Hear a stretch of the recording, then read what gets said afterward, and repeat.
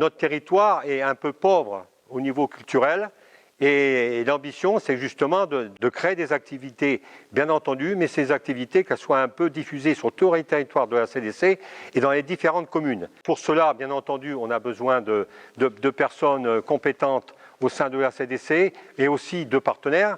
En nommant Xynthia Cavignac, directrice de ce pôle culture. Et j'ai aussi, bien sûr, comme vous avez rencontré tout à l'heure, Serge Reynaud, qui est mon vice-président, donc chargé à la culture et aux associations. On a un peu organisé de nouveau les secteurs structurants de notre CDC pour faire évoluer justement tout ce pôle. L'initiative de la création d'un pôle dédié pleinement à la culture a très bien été perçue par les partenaires institutionnels et associatifs. Ils y ont compris le tournant que voulait prendre la CDC en matière de culture et d'implication dans la dynamique culturelle locale.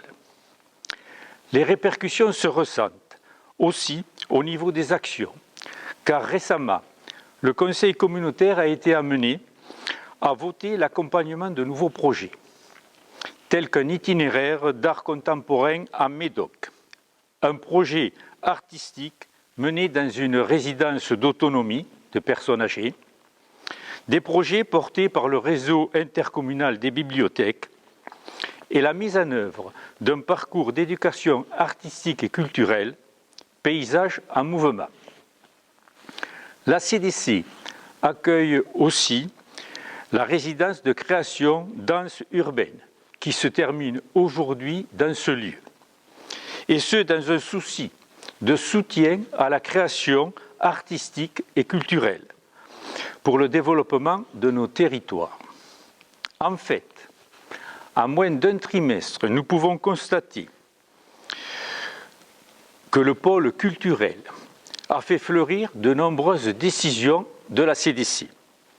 De nombreux projets sont en cours de réalisation et seront portés ou soutenus par ce pôle culturel.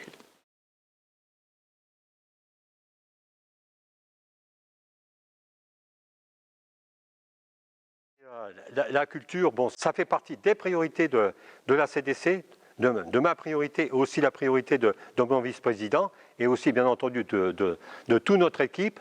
Pour moi, si vous voulez, c'est à peu près au même titre que dans notre CDC, si vous, on a pas mal de compétences, hein, on a énormément de compétences. D'ailleurs, on est l'une des CDC qui avons le plus de compétences en matière économique, en matière d'aide à la personne, en matière sociale et en matière aussi associative, petite enfance, enfin, je vais pas tout énumérer, mais c'est quand même quelque chose de très important, les compétences que nous avons dans notre CDC. Et cette compétence culture, elle existait, mais il faut qu'elle soit, je dirais, pour ainsi dire, presque au même titre que certaines autres compétences. En générant des activités, ça génère aussi du développement, puisque bon, ça peut faire travailler des partenaires, faire travailler des entreprises, donc ça génère automatiquement du développement économique. C'est tout à fait cela que je voulais dire. La feuille de route du pôle culturel est tracée et pourra évoluer au fil des semaines à venir. Le principal objectif est l'accès à la culture pour tous, une culture plurielle, diverse, touchant toutes les strates de notre population. C'est la culture qui ira à la rencontre des habitants et pour cela, nos actions culturelles ne seront pas concentrées sur un seul lieu. Bien au contraire, nous essaimerons dans tous nos villages. Notre projet se décline en 5 axes que je vais vous résumer.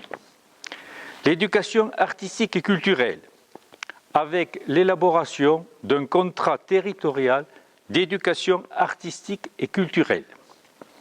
Un COTEAC, avec des partenaires institutionnels qui sont la DRAC, le département de la Gironde, l'IDAC, l'Éducation nationale, Biblio-Gironde et la CAF.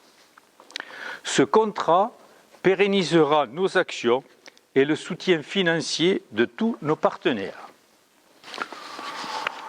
Nous proposerons à de nombreux publics des parcours artistiques et culturels variés dans les arts plastiques, les arts visuels, les arts du spectacle vivant, etc. L'objectif est de faire participer le public en rencontrant les œuvres et les artistes. Le deuxième axe est la poursuite des actions sur le réseau intercommunal des bibliothèques de la communauté de communes. Soutien aussi à la vie associative, sportive et culturelle. Nous conventionnerons pour 3 ans avec l'opérateur culturel qui nous accompagne dans tous nos projets. Je veux parler ici de l'association La Semaine de l'Art. Soutien à la création avec l'accueil de résidences d'artistes afin de créer et développer l'offre culturelle et artistique. Le 5e axe est une étude sur l'opportunité de créer une école de musique intercommunale. Pour mettre en œuvre et accueillir toutes ces actions, nous allons procéder à un diagnostic des équipements dans tous nos villages. Il ne nous est pas interdit, bien évidemment, d'imaginer la réalisation d'une salle pouvant accueillir concerts et animations culturelles. En résumé, je dirais que sur notre territoire, l'animation culturelle est à poursuivre. Les maîtres mots seront imagination, audace, envie et partage. Je tiens, pour terminer, à remercier tous nos partenaires, l'administration et le président de l'intercommunalité, Jean-Marie Ferron, pour son soutien inconditionnel. Merci.